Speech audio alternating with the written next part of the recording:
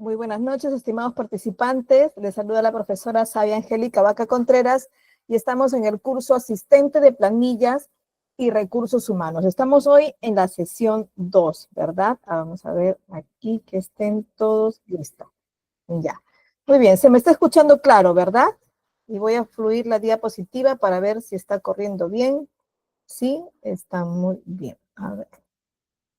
Sí, ¿verdad? Ya, muchas gracias y bienvenidos Verónica, Melba, Marina, Andri, Miriam, muy bien, muchas gracias. Vamos a seguir. Listo. A ver, ¿qué nos dice por acá Andrew Carnegie? Mira, ¿qué nos dice él? Nos dice, uno de los secretos del éxito empresario consiste en no hacer uno mismo el trabajo, sino reconocer al hombre apropiado para hacerlo. Nos está hablando un poco de encargar el trabajo, ¿no? Por ahí de delegar quizá. Pero para que sea un éxito, pues un éxito, tenemos que escoger al más apropiado, ¿verdad? Al que reúna quizá del perfil que necesitamos, al que el puesto de trabajo encaje muy bien con de repente con lo que quiere realizar este trabajador, ¿verdad? A veces estamos con la oportunidad de repente de ascender a un trabajador, es decir, de cambiarlo de puesto laboral, pero tenemos que elegir y estar de acuerdo a sus aspiraciones también, ¿no? Entonces, y este será el éxito en este caso del empresario, lo que nos dice Andrew, ¿no? Entonces, de esto se trata el tema de hoy. Hoy vamos a hablar de gestión de personal, ¿ya? Ya hemos tocado algunos fundamentos de planilla y recursos humanos, ¿no? Pero dentro de las labores que realiza este asistente de planilla y recursos humanos es apoyar, en este caso, al jefe inmediato, que es el gestor, en la gestión de personal. ¿De qué se trata y de qué puntos vamos a hablar aquí? Vamos a hablar de una de las labores muy difíciles, diría yo, que es el reclutamiento y la selección, ¿no? Luego vamos a ver de qué se trata la inducción y la capacitación de mis empleados, ¿no? Digo de mis porque ustedes van a apoyar también y se sienten parte de ello en esta labor, en esta responsabilidad que tiene el gestor y porque a veces ustedes van a realizar tanto al detalle, a veces alguna función específica que les dan, que se van a sentir muy involucrados con la responsabilidad también del gestor, ¿no? Entonces, la inducción y capacitación también de empleados requiere por ahí mucho apoyo y es parte muchas veces del reclutamiento y la selección, ¿no? Vamos a hablar también de la evaluación de desempeño, del desarrollo y capacitación en general que se hace de los empleados, y vamos a ver también de qué se trata el liderazgo y trabajo en equipo, ¿no? Que ya le habíamos tocado algo, pero necesitamos afianzarlo y por ahí vincularlo con la gestión, ¿no? Que en este caso hacemos con las personas, con los colaboradores, ¿no? Tocaremos la comunicación efectiva y hablaremos también de algunos tipos de contratos laborales, ¿no? Que es muy importante tocarlo en la gestión en este caso, de planillas y de recursos humanos. ¿De qué se trata? ¿De qué se trata el reclutamiento y la selección, ¿no? En este caso, esto es un proceso que implica, pues, identificar las necesidades de talento para la empresa, ¿no? Hay que diseñar, de hecho, en este caso, perfiles, primero los perfiles, ¿no? De los puestos adecuados, para luego reclutar candidatos potenciales a través de diversos canales, ¿no? Y evaluar, pues, en cada uno de ellos ciertas características, ciertas habilidades que necesitamos para cubrir el puesto y competencias que clarifiquen y que nos digan de que sí, estos trabajadores, estos postulantes serían los más adecuados para seleccionarlos luego como candidatos y ocupar luego los puestos vacantes que se requieren cubrir, ¿no? Bueno, antes de iniciar, pues, cualquier proceso de reclutamiento es fundamental tener una comprensión profunda, quizá, de las necesidades específicas de la organización, ¿verdad? Esto va a implicar, pues, identificar con claridad estos perfiles de habilidades, ¿no? Y de competencias, porque siempre se habla de habilidades y competencias, ¿no? Que son cruciales para el éxito de la empresa. Un enfoque por ahí estratégico en la definición de repente de algunas necesidades particulares va a permitir, pues, que nos podamos dirigir, en este caso, nuestros esfuerzos hacia una contratación del talento, ¿no? Que realmente, pues, logre este grupo humano que se va a integrar a impactar positivamente en la organización, que es lo que queremos, ¿no? Porque de esta manera lograríamos el éxito o lograr por lo menos que nuestra empresa se encamine hacia el éxito, ¿no? Si es que en ese caso estamos empezando. Y si no, pues lograremos el verdadero éxito de un nuevo proceso, quizá. Quizá de repente estamos necesitando personas que van a aperturar un nuevo departamento, ¿no? O que sea de repente una persona que va a gestionar o que se va a encargar de un puesto particular de trabajo, como por ejemplo un grupo de coordinación, ¿no? Entonces, si va a ocupar una jerarquía, con mucha más razón tenemos que tener mucho cuidado porque es mayor el riesgo que podemos tomar. Ahora, para esto, para el reclutamiento, necesitamos seguir algunas etapas, ¿no?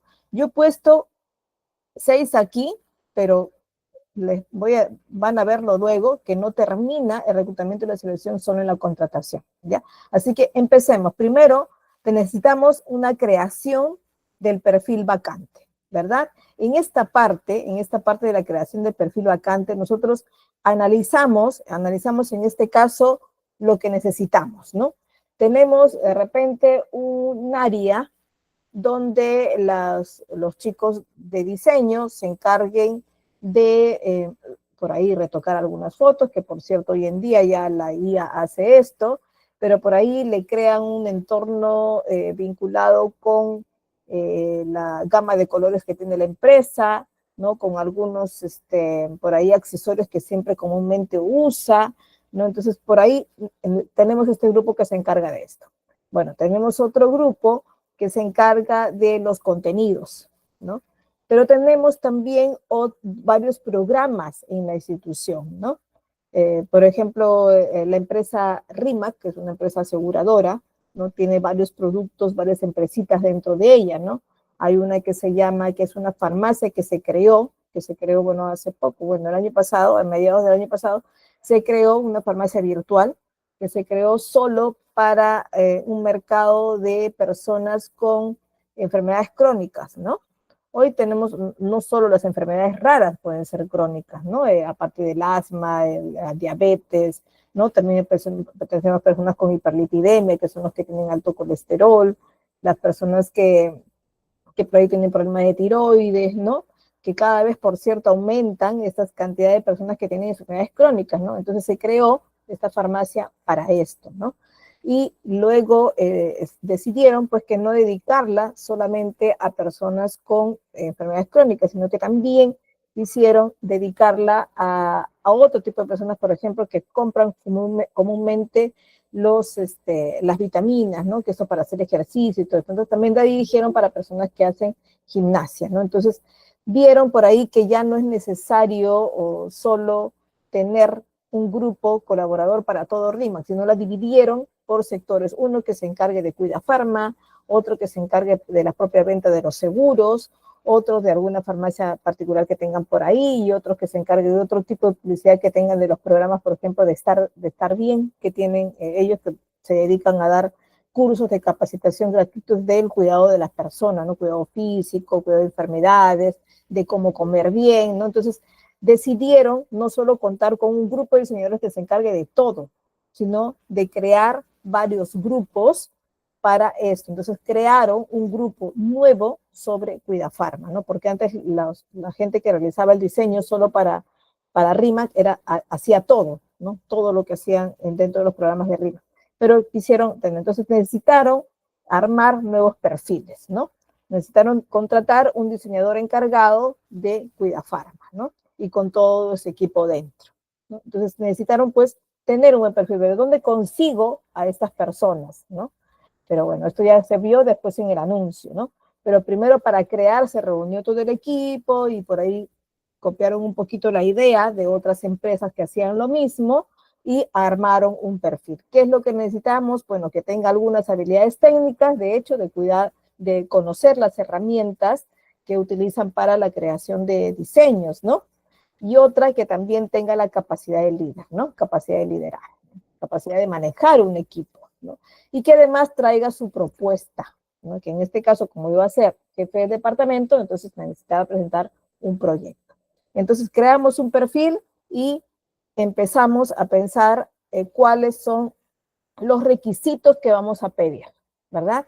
Y anunciamos, empiezo mi convocatoria, Ahora, ¿dónde voy a poner mi aviso? ¿No? Tengo que pensar cuáles son los lugares estratégicos donde me sirve poner esto. Si yo necesito traer a una persona que va a ser líder de un equipo, que me va a armar un nuevo departamento, pues no lo voy a poner libremente en cualquier lugar, ¿no? Entonces, LinkedIn es una plataforma de personas que comúnmente están vinculadas y leyendo varios puestos de trabajo importantes y conociendo además la información que ponen las empresas sobre otros temas.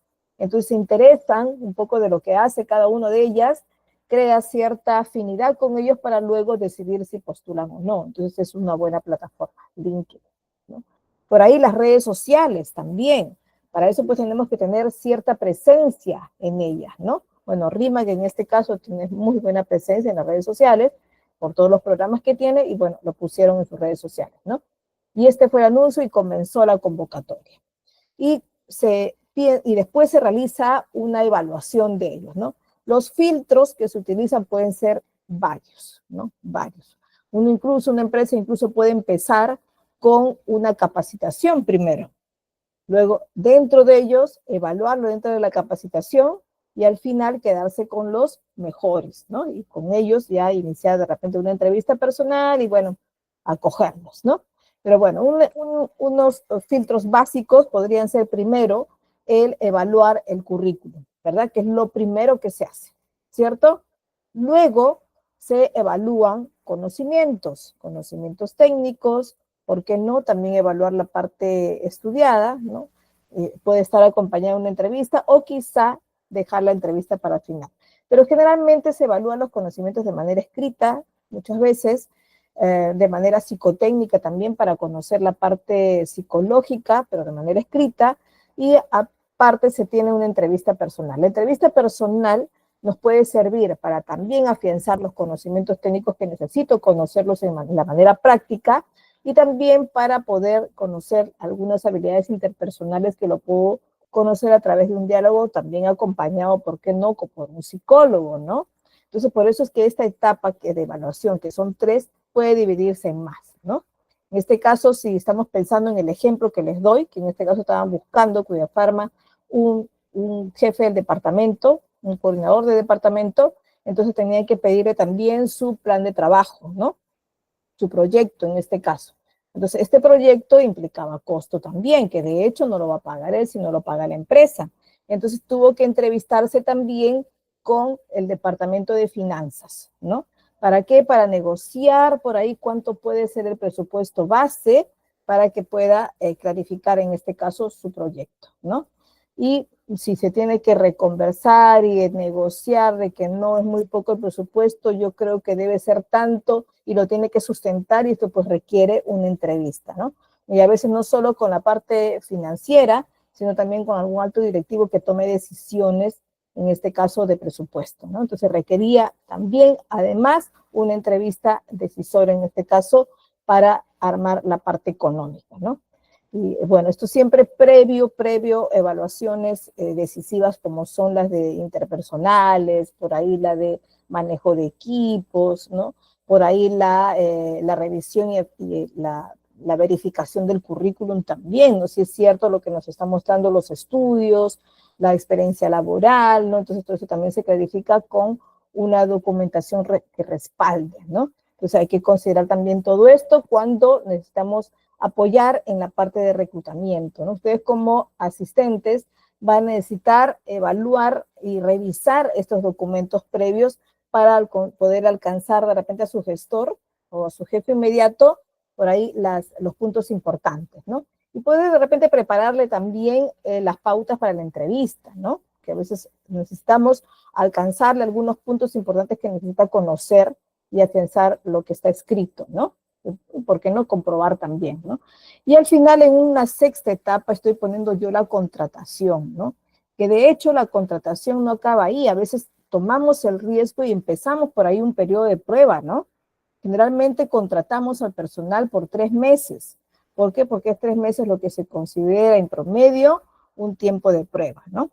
Ahora, si es un ejecutivo, o en este caso un personal jerárquico que estoy contratando, entonces él sabe muy bien que después de esto va a pasar quizá a un contrato indeterminado, ¿no? Y es muy probable que pase, si es que ya le aprobaron el proyecto, es muy probable que pase, ¿no? A veces decimos cómo contratamos a personas así si pueden estar perdiendo un puesto de trabajo al que podrían haber renunciado, ¿no? Pero se sabe que personas así cuando están renunciando, generalmente negocian la renuncia, ¿no? Están, hasta saben a veces ellos de que podrían regresar, ¿no? Y son personas pues con mucha experiencia que a veces le dicen, cuando los despiden, le dicen, por si acaso tiene las puertas abiertas, ¿no? Y es lo que pasó en esta experiencia que les estoy contando, es una experiencia real, ¿no? Real, cuya Pharma contrató a un familiar mío para esto y justamente fue ese el filtro por el que pasó, ¿no? Y bueno, sí, ya está con contrato indeterminado y bueno, ya pasó lo más, pero igual siempre cada uno aspira a otro y cada empresa siempre se tiene que preparar a que este personal se le puede ir, ¿no? Se le puede ser personas a las que le estemos dedicando mucho tiempo en su preparación, mucho tiempo en la parte de adaptación y cuando de pronto se nos puede ir, ¿no? Entonces tenemos que cuidar también de que este reclutamiento y selección sea el más adecuado, no solo para nosotros porque cumple con el filtro, sino que también sea el puesto adecuado donde quiera crecer este personal. Y tenemos que ofrecerle este crecimiento, ¿no? Tenemos en el reclutamiento y selección algunas recomendaciones básicas, ¿no? Una, tenemos que valernos de estas tecnologías innovadoras, ¿no? Utilizar LinkedIn, utilizar Boomerang, utilizar CompuTrabajo, Indeed y otras más, ¿no? Estas, nos pueden servir, ojo, nos pueden servir, podríamos considerarlo, ¿no?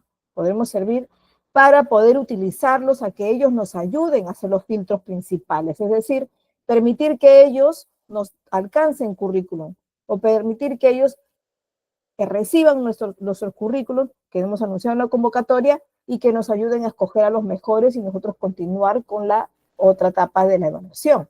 Puede ser, ¿no? Dependiendo qué es lo que queramos. Si vamos a recibir cientos y cientos de currículum, sí puede ser recomendable, si está en nuestras posibilidades, pedir ayuda a ellos que pueden tercerizar, ¿no? Sí. Pero otra salida que también nos dan ellos es que podemos ver allí ya currículums colgados, ¿no? Y los que podemos ir leyendo y buscando, o poner nuestro anuncio también ahí, ¿no?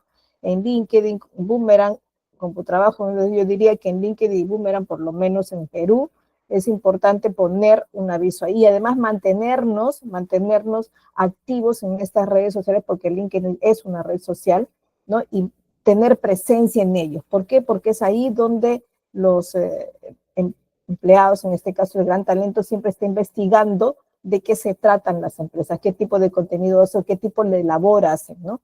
Y ya se comienzan a identificar con ellas. Entonces, si logramos buena presencia en alguno de ellos, vamos a poder tener personas que ya nos conozcan, que no vean desde cero lo que hacemos, ¿no? Y si es posible, ya podrían estarse identificando con las labores y teniendo cierta empatía ya con nosotros. Entonces, por ahí teníamos ya buenos puntos ganados en la identificación con ellos, ¿no? Entonces, es muy buena idea contar con alguna de estas herramientas. Otra de las recomendaciones es pensar en la diversidad y fomentar, en este caso, la diversidad de inclusión, ¿no? ¿De qué se trata? Hoy hablamos de un cumplimiento de una normativa mundial, ¿no? Porque todos los países estamos involucrados en el cumplimiento de los objetivos de desarrollo sostenible, ¿no? ¿Ustedes han escuchado hablar de los objetivos de desarrollo sostenible? A ver, menciónenme si sí o no. Jonathan, Zeta, Patricia, Solange, sí, Solange nos dice que sí. Entonces, sí, ¿verdad? Me suena. Sí, bueno, por lo menos les suena, y ahí por ahí la mayoría escucho que, o los leo que sí han escuchado hablar de los objetivos de desarrollo sostenible. Estos objetivos de desarrollo sostenible son 17, los plantea la ONU, ¿ya? Y dentro de ellos, bueno, hay diferentes temas que se tratan acá, ¿no? Se hablan de temas de salud, de eliminación de la pobreza, se habla de medio ambiente, ¿de qué más? ¿De qué más? De la justicia, de la diversidad, de la inclusión, ¿no? De la alimentación, bueno, de varios temas, que son de por sí temas básicos para la humanidad, ¿verdad? Todos queremos que bajen las estadísticas de la pobreza extrema, ¿cierto? Todos vemos eso día a día, ¿no?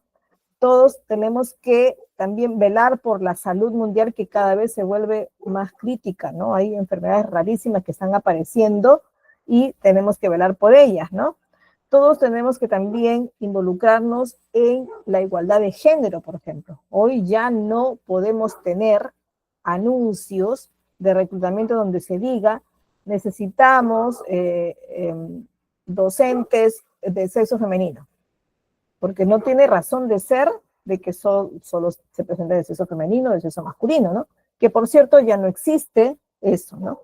Ya no existe tampoco que necesitamos chofer de sexo masculino, porque hoy en día mujeres y hombres manejan hasta tractores, hasta camiones, ¿verdad? Porque se puede, ¿verdad? Ya no requiere solo de una fuerza diferente de cada uno de ellos, ¿no? También se habla de la inclusión, en este caso, pensando en las personas con discapacidad, ¿no? Y en esto, pues en el Perú tiene un porcentaje, en este caso, de admisión para alguno de los trabajos, ¿no? Inclusive hay una ley que permite tener en las evaluaciones, ¿no? Porque hay unas evaluaciones que tienen que aplicarse en las convocatorias, que tiene un porcentaje de puntos a favor por tener discapacidad, ¿no? Inclusive se han preparado ciertos puestos de trabajo especiales para ello, por ejemplo, los trabajos de call center, los trabajos de asesoramiento telefónico, ¿no? Los trabajos donde se tienen que enviar de manera masiva algunos correos, ¿no? Algunos trabajos especiales para ellos. Por ejemplo, los chicos que tienen síndrome de Down se les está aceptando en atención al cliente o en ciertas zonas, ¿no? En ciertos restaurantes también, ¿no?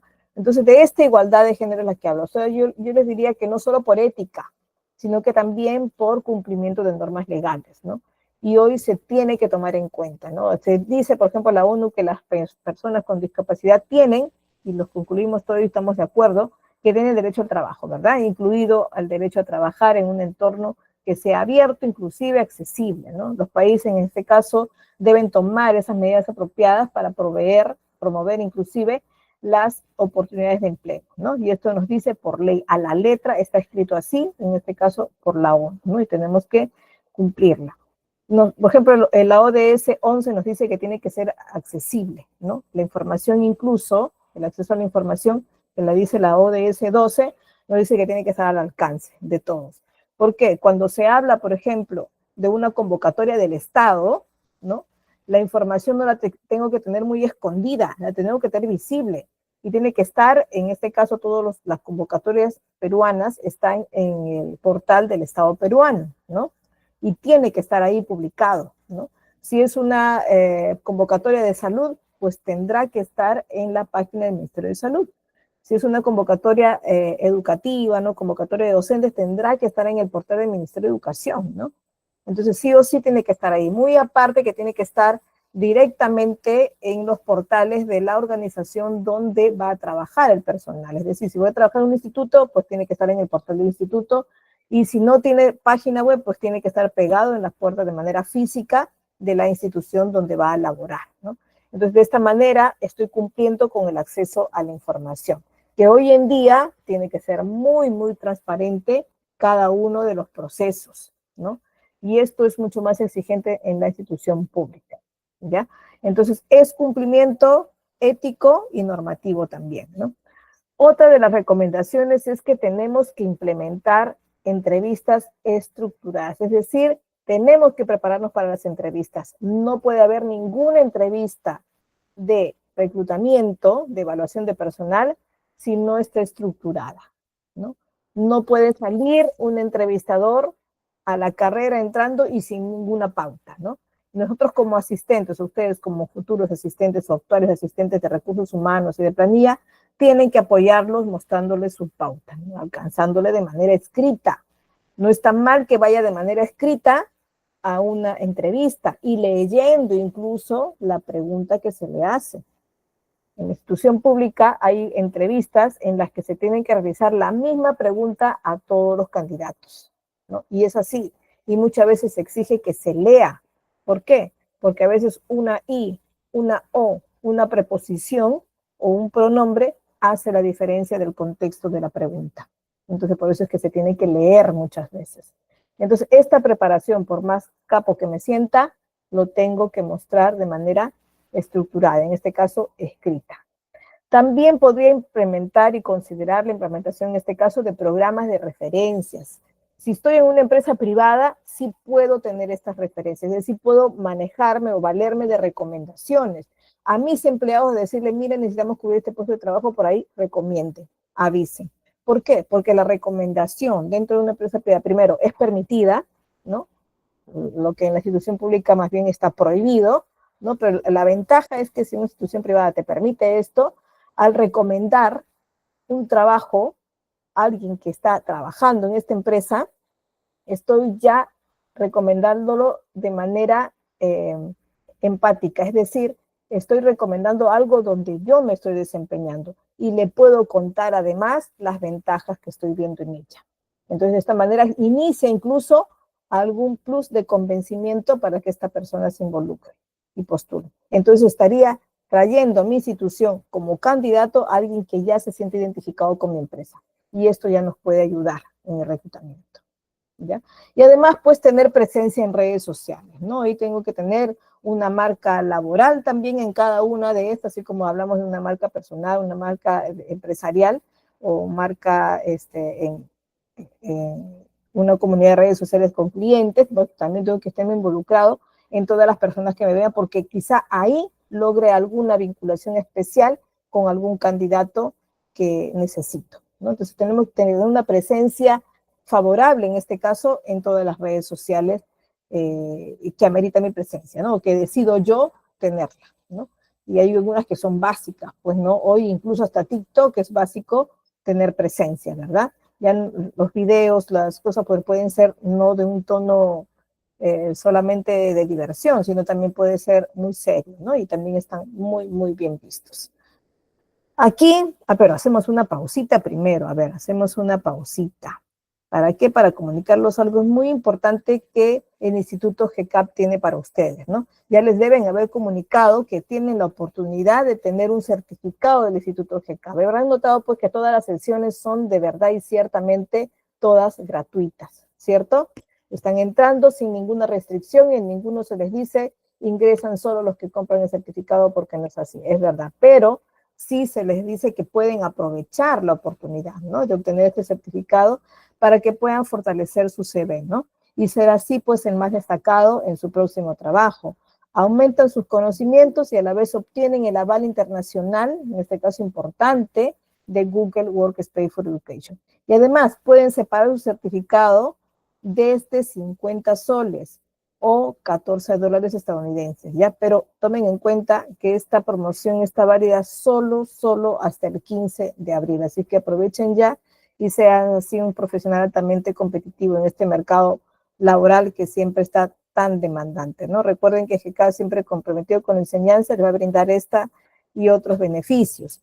Ahora, les diría yo como plus aparte, pues que en la institución pública es totalmente importante, súper necesario y obligatorio que sus currículos sean documentados. No hay ningún currículo en institución pública que se acepta sin la garantía de un certificado, de una constancia de todo lo que están poniendo ahí en su información, ¿no?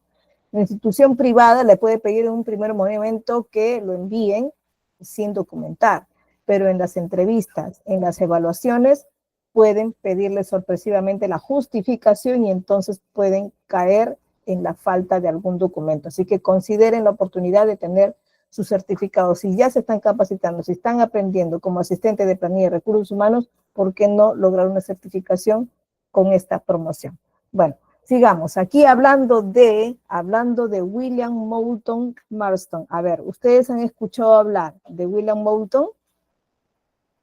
A ver, menciónenme con un sí o un no.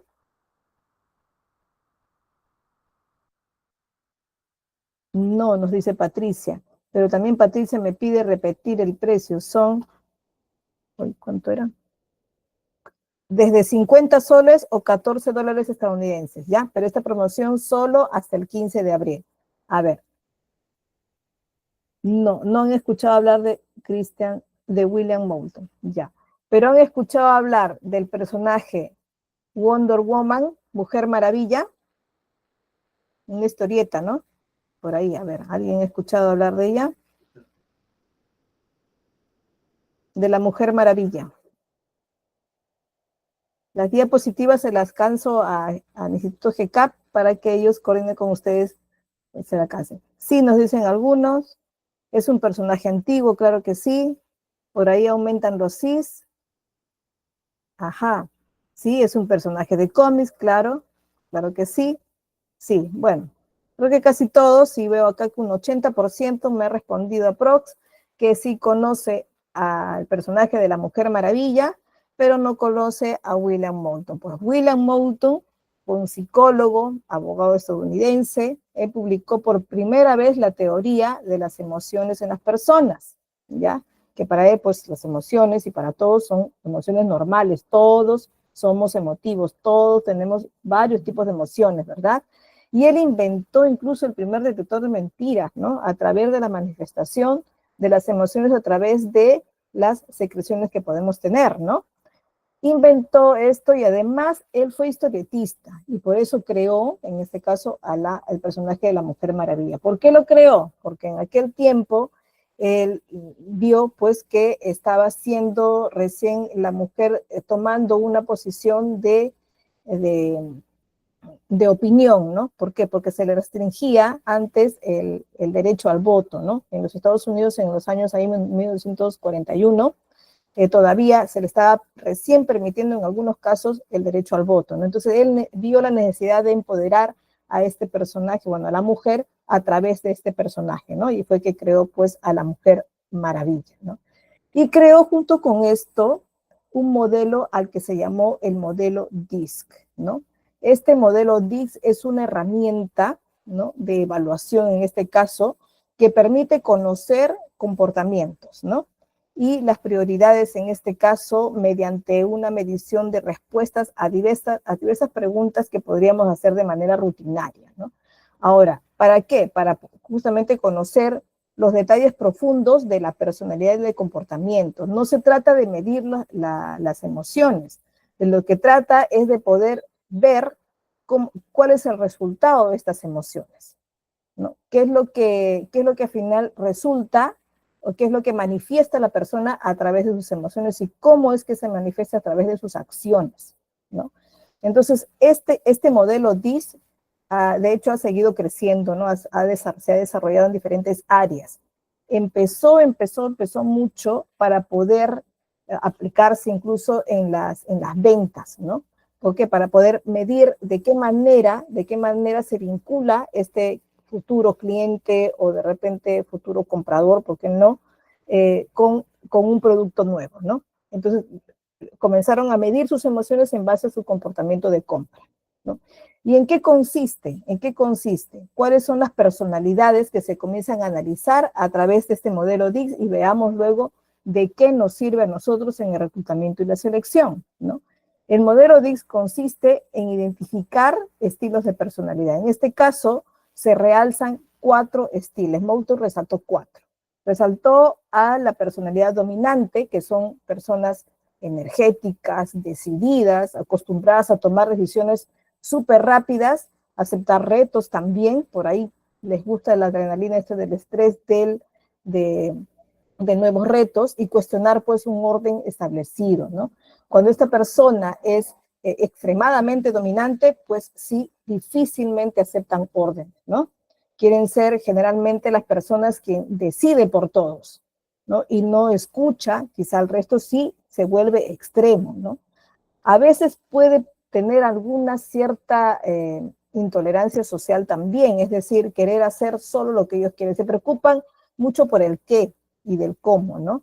Pero pueden tener alguna poca tolerancia social. Por ahí hay que tener cuidado de no ser muy extremistas también, ¿no? Es bueno ser ciertamente dominante porque puedo manejar el grupo y convencerlos a ellos, sí, ¿no? Pero hay que ver para qué perfil nos podría apoyar, ¿no? Otra de las características, otra de las personalidades en este caso es el influyente, ¿no? Es el que se encuentra o es capaz, mejor dicho, le gusta orientar a todas las personas, ¿no? Son muy comunicativos, son muy amistosos, ciertamente simpáticos, por ahí optimistas, ¿no? Y les gusta mucho la popularidad y ser muy reconocidos. Ese es el clásico vendedor, ¿no? Es el clásico que necesita siempre estar estimulado con algo, ¿no? Es el que le encanta ver las promociones diarias de lo que va a vender.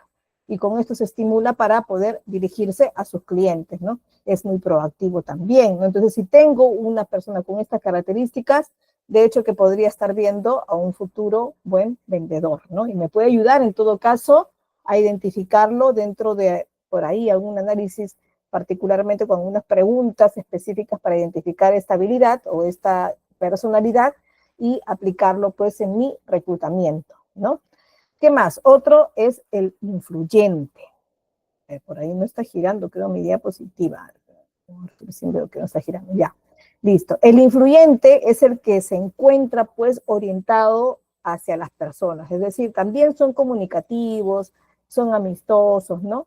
Pero, bueno, es el clásico, bueno, creo que se estoy repitiendo, no es el clásico vendedor. Ya. El otro grupo es el estable. Es decir, es una persona muy paciente, diríamos que si cae en el extremo puede ser demasiado estable también, ¿no? Pero con una gran habilidad a escuchar, ¿no? Y también puede trabajar muy bien bajo presión, ¿no? Es de las personas de que viene la presión y dice, no, tenemos que llegar a esta meta como sea. Tranquilo, hay que planificar todo que vamos a llegar. Y mantiene la calma en el equipo, ¿no? Y eso puede ayudar, ¿no? Y se encuentra pues orientado a los procesos, se preocupa mucho, mucho por el cómo lo va a realizar. Es decir, suele ser el muy planificador. Le dicen, tenemos que llegar como sea a la semana al cumplimiento de esta meta. Ok, empecemos a planificar, empecemos por esto, sigamos por esto y terminamos con esto, ¿no? Y puede ser muy ordenado también, ¿no? Pero ojo, la calma también tiene su límite, así que ninguno, por si acaso, de estas características de manera extrema es conveniente. Siempre lograr cierto equilibrio o por ahí tener una combinación de dos para poder fluir, ¿no? Pero por ahí podemos encontrar alguna persona que tenga, entonces si tiene esta capacidad de planificarlo todo, de por ahí lograr la calma, podríamos ponerlo en algún lugar jerárquico para que logre una gestión correcta y el manejo del equipo, puede ser también, ¿no? Por otro lado también está el que es muy cumplido, ¿no? Son personas muy precisas, muy analíticas, son personas que a veces están muy pegadas a la regla, ¿no?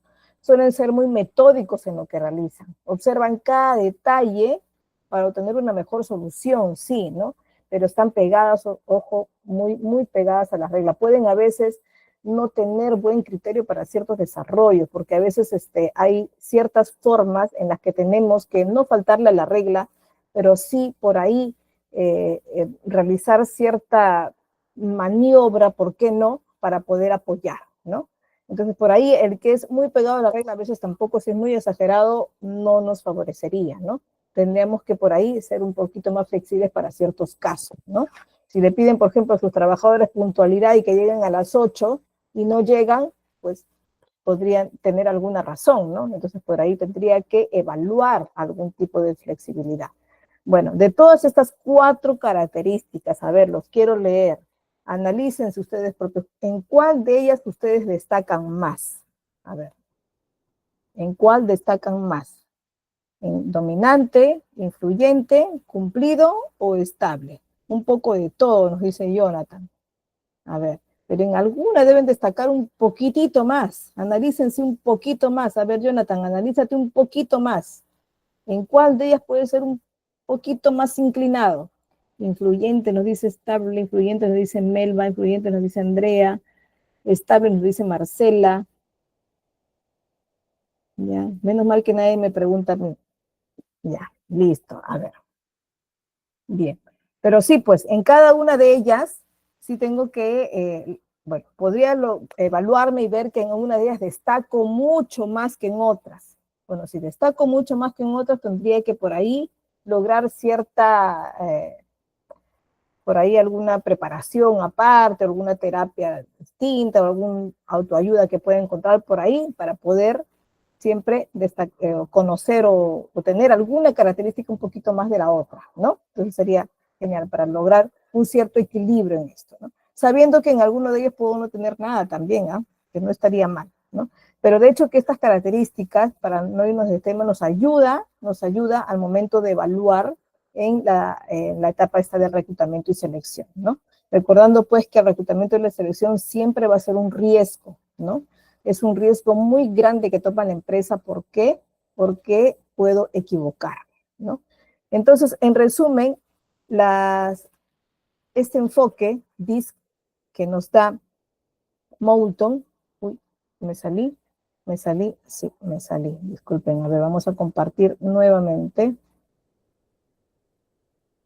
porque ya me di cuenta, porque ahora sí, ya voy a compartirles ahora sí, listo. Se había dejado de compartir, me di cuenta a tiempo, listo.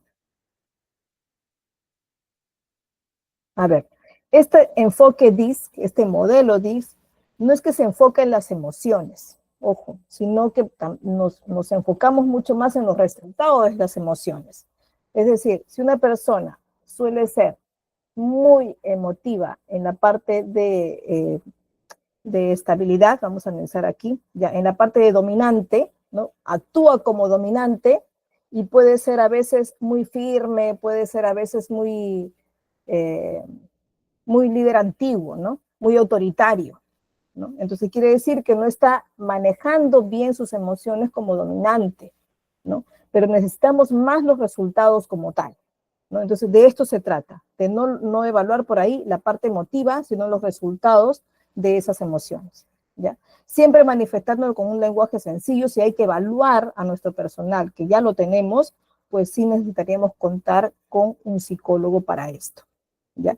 Pero nosotros con cierto conocimiento para poder apoyar, ¿no? Porque recordemos que en cada una de estas etapas apoyamos nosotros como asistentes de planilla y recursos humanos, ¿no? Es universal y neutral porque se aplica a todos los seres humanos. Basta que sean seres humanos, lo podemos aplicar, ¿no? Y se puede aplicar en todos los ámbitos reales, la vida laboral, en la vida estudiantil, en la vida personal también, ¿no? Entonces, de ese modo, pues nos ayuda a hacer siempre nuestro propio análisis y el análisis de nuestro equipo. Por aquí tenemos unas ventajas particulares que puedan tener las personas con la aplicación de este modelo DISC, ¿ya? Bueno, aquí quiero enfocarme un poco en la siguiente etapa que viene después de la contratación. Cuando contratamos a una persona, tenemos que lograr que se involucre realmente a su puesto laboral, ¿verdad? Tenemos que lograr que sea en el menor tiempo productivo. Entonces estamos hablando de un tiempo de adaptación, un tiempo en el que después de una bienvenida que le doy, bueno, empieza a ubicarse en su puesto de trabajo y realizando las primeras labores con apoyo, ¿verdad? Muchas veces esta persona que ingresa, dependiendo del lugar donde se ocupa, puede ser en algún momento sombra de alguien, es decir, seguirlo en todas las actividades en una semana o en el tiempo que la institución proponga, ¿no? Y se inicia en este momento una etapa en la que llamamos inducción, ¿no? Y se refiere pues la inducción a un proceso, en este caso, de ayudar a este nuevo colaborador a familiarizarse con los demás miembros del equipo, ayudándolo a instalarse, brindándoles información y herramientas necesarias para que se convierta en un miembro valioso del equipo y sea realmente productivo en el menor tiempo posible, ¿verdad? Una inducción entonces se refiere a un proceso, ¿no? De llevarlo, de encaminarlo a que pueda instalarse correctamente y sea un miembro valioso para todos y se sienta valioso como tal, ¿no? Pero estamos mencionando acá además otra palabrita, el onboarding, ¿no? ¿De qué se trata? La inducción es una etapa muy corta, porque en una etapa muy corta necesitamos que realice ya su labor productiva vinculada con las funciones que se le ha determinado. Pero el onboarding se refiere a un acompañamiento continuo, un acompañamiento que diríamos que hasta nunca acaba, que siempre estamos con nuestro personal, con nuestro colaborador. Ahora ustedes dirían, pero siempre vamos a estar al tanto de lo que hace, lo vamos a apoyar. Sí, pero ya no tan seguido como en la inducción. En la inducción es un día, 3 días completo de repente con él, con alguien que lo acompaña constantemente y desde ahí se le va soltando las riendas para que pueda desempeñarse solo. Pero en el onboarding es un seguimiento donde mes a mes, o quizá en todo un año, quizá después de un año, quizá estamos siempre al tanto de él, ¿no? No todos los días, pero sí periódicamente, inclusive dentro de las supervisiones, ¿no? Dentro de las evaluaciones también acompañamos su seguimiento, es decir, lo hacemos sentir de que nos preocupamos con él para acompañarlo de repente con alguna capacitación especial, con alguna asistencia técnica o quizá con algún cambio de área, ¿no? ¿Por qué no? Porque tenemos que lograr que se sienta a gusto. Un trabajador que se siente a gusto en su trabajo es mucho más productivo que en alguien que de repente está con frustraciones encima porque está desocupando un lugar al quien todavía no se siente totalmente realizado, ¿no? Entonces tenemos que acompañarlo en esto. Hablamos por eso de que una inducción, hablamos pues de 1 o 3 días de trabajo, de inicio de trabajo, ¿no? En cambio, en onboarding podríamos hablar de un inicio de trabajo de hasta 1 año, ¿no? ¿Por qué? Porque no quiere decir que dentro de 1 año recién lo vamos a dejar solo, no. Ya va a estar solo, pero no nos vamos a olvidar de él, ¿no? Y de esto, pues, depende mucho el trabajo de cómo se organiza el equipo. Es decir, cada grupo tiene que tener un líder, tiene que tener un equipo supervisor, ¿no? Que siempre tiene que estar al tanto de lo que va logrando este trabajador, ¿no? En una inducción, por ejemplo, general, sobre la organización, se alcanzan las guías, se alcanzan los procedimientos, las políticas, los documentos planificadores, ¿no? ¿Qué aprendes con ello? Aprendes, en este caso, a través de documentos que se te va alcanzando en la inducción. En cambio, en el onboarding, aprendes de una información específica sobre un puesto que vas a desempeñar, ¿no? Y se te alcanza a cada momento con videos, con correos corporativos, con boletines, ¿no? Donde se te va diciendo los cambios que pueda tener la organización, los nuevos objetivos de repente, las nuevas políticas que se van aplicando y se va también alcanzando cierto material que le permita su propia capacitación, ¿no? Por ahí se le puede permitir alguna capacitación por ahí en sus tiempos libres, ¿no? Que son las que no son de repente en vivo, ¿no? Sino con una capacitación propia, ¿no? Como colaboradores que puedan estudiar solos, ¿no? Como también abrirles capacitaciones por ahí externas también, ¿no? A veces se premian los mejores trabajadores con capacitaciones externas pagadas también, ¿no? Entonces, esto también es parte de un onboarding, de un acompañamiento constante al colaborador, ¿no? Esa es la diferencia en todo caso. Los dos tienen el objetivo de incluir al trabajador como parte productiva de la empresa, pero uno es a corto tiempo y el otro es totalmente constante, con todo el acompañamiento. ¿Cómo aprenderás en una inducción? En una inducción aprendes con una reunión corta, ¿no? Con los encargados puede ser 1 o 2 reuniones primeras en tus primeros días o en tu primer mes, ¿no? En el onboarding aprendes en cualquier lugar, en todo momento, incluso en la supervisión también, ¿no? Los boletines informativos sirven mucho en el acompañamiento constante a través de una etapa de onboarding, ¿no? ¿De quién dependerá? ¿De quién vas a aprender en este caso, no? En este caso ustedes tienen que gestionar esto, de que sus trabajadores tienen que aprender, en este caso en la inducción, aprende de un personal de recursos humanos directamente, ¿no?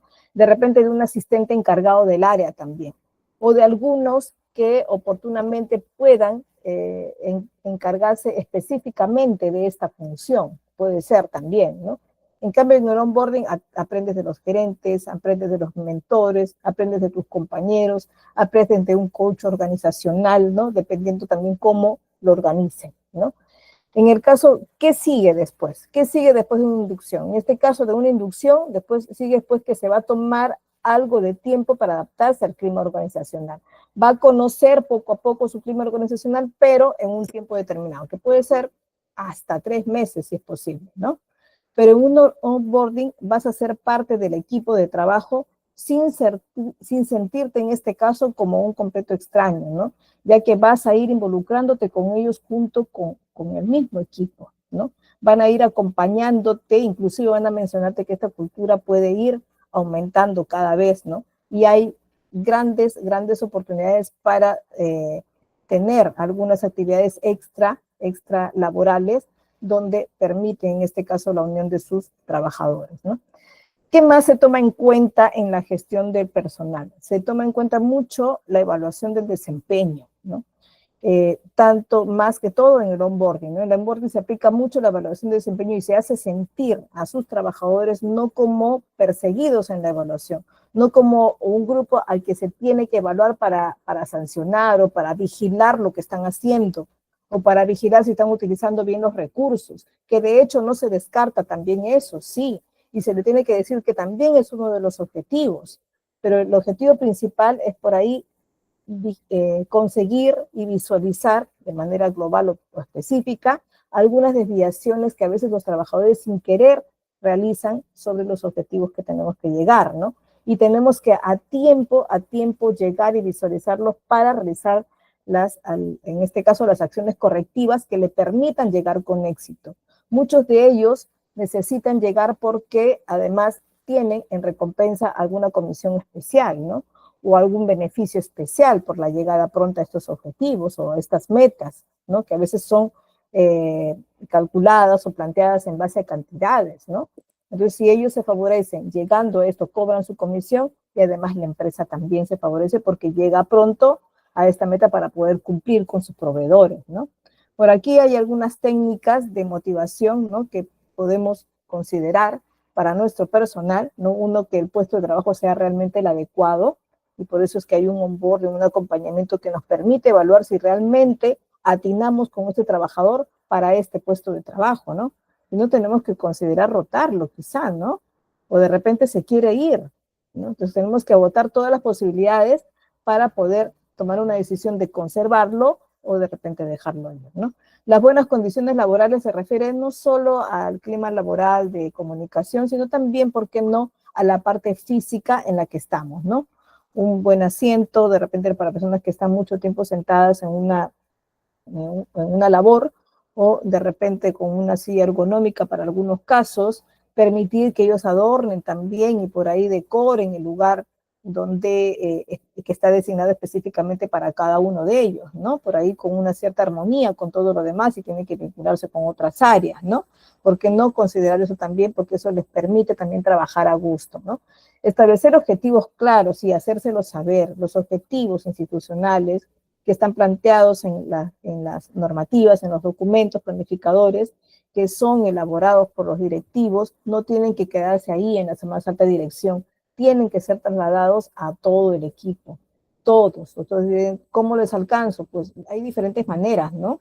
Pueden alcanzar a través de boletines, pueden alcanzarles a través de videos corporativos que se puedan poner a través de los pasadizos, ¿no? Entonces, hay gran cantidad de información que podemos socializar de alguna manera eh, eh, didáctica y amena para ellos, ¿no? Y también que sea interesante, pues, ¿no? Flexibilidad de horarios, no siempre se puede considerar, ojo, ¿no? Pero hay algunos trabajos que sí pueden trabajar de manera híbrida, ¿no? Algunos días presenciales, otros días virtuales, ¿por qué no? Algunos también se puede permitir algún horario diferente para verano, otro para invierno. Esta flexibilidad se puede lograr pues en institución privada, ¿no? Institución pública no siempre, ¿no? Hoy, por ejemplo, que en nuestro Perú vivimos el paro de transportistas, sí, pues tuvimos que por ahí adaptarnos y ser flexibles en este caso, en el tipo de trabajo, ¿no? Que tuvimos que hacer buena parte de nosotros que trabajamos lejos de nuestra institución de manera, en este caso, remota, ¿no? Y los que viven cerca sí, pues lograron llegar a la institución, ¿no? Pero esto, bueno, se maneja según los gestores, ¿no? La evaluación de desempeño también implica, pues, fomentar, en este caso, una participación para la delegación, ¿no? Considerar, ojo, que cuando delego, ojo, cuando voy a delegar, no significa que me libero de responsabilidades, ¿ah? Delegar significa encargar que otras personas hagan, pero sin desligarse de la responsabilidad. Es decir, encargo que alguien lo haga, pero yo reviso porque me hago responsable, inclusive con firma, de estas acciones.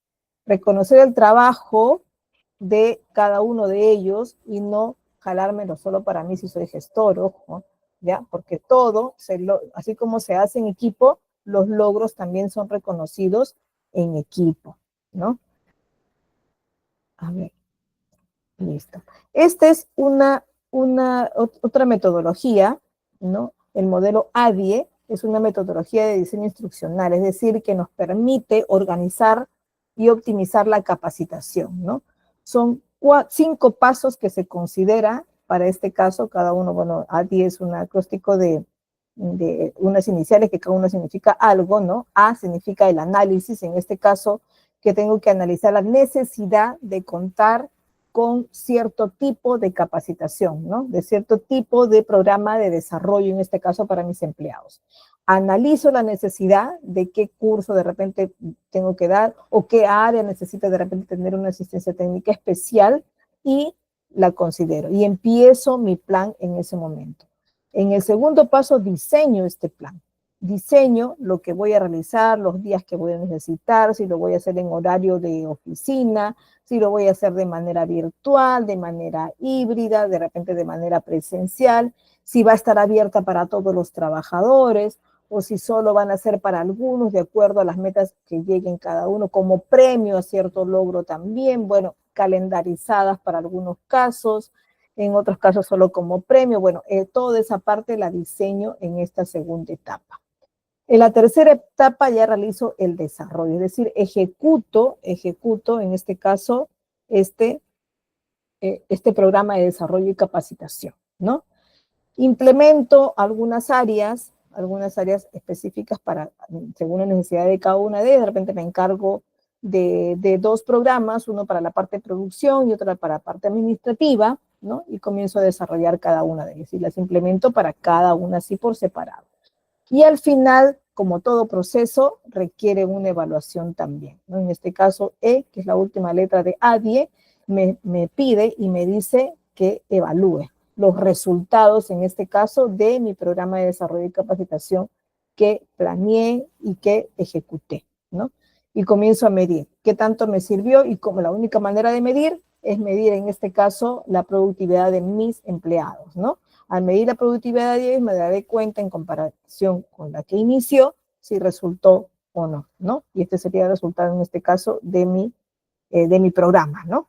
Bueno, no nos podemos olvidar que toda gestión de personal tiene que ser liderada, en este caso, por alguien, ¿no? Por un gestor, por asistentes, si te encargan así también, y acompañar, en este caso, el desarrollo de un trabajo en equipo, ¿no? ¿De qué se trata? Se trata, en este caso, de llevar a todo el equipo hacia la llegada a un objetivo común, ¿verdad? Logrando pues una mejora continua en todo el camino. ¿Por qué? Porque tengo que lograr que ellos no avancen solos, avancen conmigo, pero conociendo los procesos, conociendo el paso a paso de cierto proceso que haya iniciado. Por ejemplo, si yo sé que tengo que reclutar en ciertas fechas, pues ellos ya saben cuál es el mecanismo. Primero evaluar el currículum, luego separarlos, alcanzarme en un momento que si soy el gestor, pues alcanzándome a darle la leída y a establecer por ahí, ayudar a la clasificación y quedarme solo con algunos, ¿no? Y ya saben que después tenemos que listar material porque los vamos a recibir de manera presencial en una evaluación, ¿no? Entonces ya saben que hay que alistar el material evaluativo, que en este caso es la impresión de los documentos evaluativos, por ahí alistar los tiempos, alistar el lugar. Entonces todo este paso a paso ya se debe conocer, ¿no? Y este es en este caso la mejora continua porque lo hago en automático, ya conozco el procedimiento, ¿no? Y en el momento, pues al final, iniciar la inducción de ellos, ¿no? Y para eso también tenemos que tener un proceso ya preestablecido, ¿no? Y que sean conocidos con todos, ya la política de la inducción tiene que ser establecida, ¿no? Entonces, de esta manera, guío a todo mi equipo al cumplimiento de un programa, puede ser, o de un proceso establecido, ¿no? Pero ¿cómo lo logro? ¿Cómo lo logro? Lo logro pues manejando, en este caso, teniendo una real comunicación asertiva. No hablamos ahora de comunicación asertiva, no de una reunión donde el que convoca está con el celular en la mano, sino que presta la atención con la mirada, con los gestos y con la disposición del cuerpo manifestada a los que están dirigiéndose, ¿no? Entonces, de esta manera estoy siendo asertivo, estoy llegando a ellos como primera parte de la comunicación. Celebrando los logros también, porque de esta parte, lo que os había dicho, el equipo es considerado como tal, ¿no? El logro de uno es de todos, ¿no? El jefe no tiene por qué cogerse los aplausos de algo que han logrado como equipo, ¿no? Entonces, ¿por qué no a veces cuando se sabe si el líder sabe que va a ir a una reunión donde sabe que ha ocupado el primer lugar de repente en el éxito de la llegada a las metas oportunas, y saben que lo van a premiar, entonces, ¿por qué no llevarse también a un representante de su equipo para que también coja los logros, ¿no? En este caso, los premios que se les dan, ¿no? Estos son algunos de los contratos más comunes, una primera clasificación de los contratos laborales, ¿no? Los contratos indefinidos, los de parcial y los fijos a tiempo determinado, ¿no?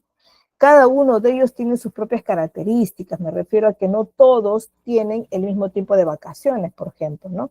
El contrato a tiempo parcial hay ciertos beneficios que no va a tener, ¿no? El contrato a plazo indeterminado, perdón, el determinado, pues tiene una fecha fin, ¿no? Puede ser de todas maneras temporal, también puede ser accidental o de repente por ahí solo para el cumplimiento de un programa, ¿no? Acabó el proyecto y se acabó el contrato también, puede ser la razón por la que sea determinado, ¿no? El indefinido es para las personas generalmente con los que ocupan jerarquías en instituciones privadas, generalmente se les contrata por tiempo indefinido, pasando primero un tipo de prueba, ¿no? Que puede ser unos 3 meses, pero generalmente se quedan siempre, ¿no? Y pues, tienen en este caso una estabilidad laboral más tranquila, ¿no? Otro de los contratos, otro tipo de clasificación es el considera, por ejemplo, como prácticas, ¿no? Existen también contratos con prácticas, inclusive existen planillas especiales para prácticas, donde también se les ofrece algún tipo de seguro muy, muy especial para ellos, ¿no? Hay tipos de contratos que no son específicamente los que tienen vínculo totalmente laboral con la empresa, son los de obra o servicio, ¿no? Institución pública, por ejemplo, hablamos de las órdenes de servicio. ¿Qué cosas son las órdenes de servicio? Son personas a las que se les contrata, entre comillas, para que realicen cierto servicio muy particular. Y ellos incluso no se rigen a un horario laboral. No tienen que entrar a las 8 de la mañana y salir a las 4:30 o 5 de la tarde, ¿no? Sino pueden llegar, cumplir con su producto, con su servicio determinado por día y se retiran, ¿no? Y siempre pues están en vínculo de control, en este caso, con la alta dirección, ¿no? Y no necesariamente con el encargado de personal. ¿Ya? Entonces, estos son otros tipos de contrataciones que se realiza incluso para el Estado también, ¿ya? El contrato de prácticas, bueno, ese sí se rige a tiempos, ¿no? El contrato a tiempo parcial, quiere decir que está a medio tiempo, trabajando la mitad del tiempo que la legalidad le permite. Si son 8 horas, en este caso les piden 4 horas, ¿no? El contrato temporal quiere decir que solo tiene un tiempo para estar, en este caso es el determinado, ¿no? Que puede estar solo 5 meses, ¿no? Antiguamente, por ejemplo, los CAS se les contrataba hasta por un mes, ¿no? Hoy en día ya los CAS, pues, indeterminados, ¿no? Bueno, yo termino siempre con este ciclo colaborador, no sé si todavía estoy a tiempo, me pasé un minuto, ¿ya? Pero este material va a estar al alcance de ustedes, ¿ya? Se queda con GCAP para que los disponga y gestionen con ellos de cómo conseguirlo. Veamos luego en la sesión 3, nos vemos la siguiente sesión con el nombre de manejo de software de planillas, ¿ya? Ahí vamos a ver una parte práctica de trabajo que van a ustedes tener como asistente de planillas y recursos humanos. Bueno, entonces los dejo y nos vemos la siguiente sesión. Hasta luego, chicos. Gracias.